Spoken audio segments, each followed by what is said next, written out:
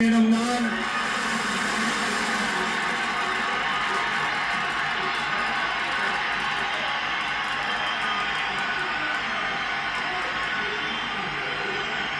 சட்டப்படி அமைக்கப்பெற்ற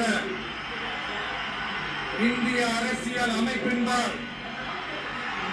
உண்மையான நம்பிக்கையும் மாறாப்பற்றும் கொண்டிருப்பேன் என்றும் இந்திய நாட்டின் ஒப்பில்லாத முழு முதல் ஆட்சியையும் ஒருமையையும் நிலை நிறுத்துவேன் என்றும்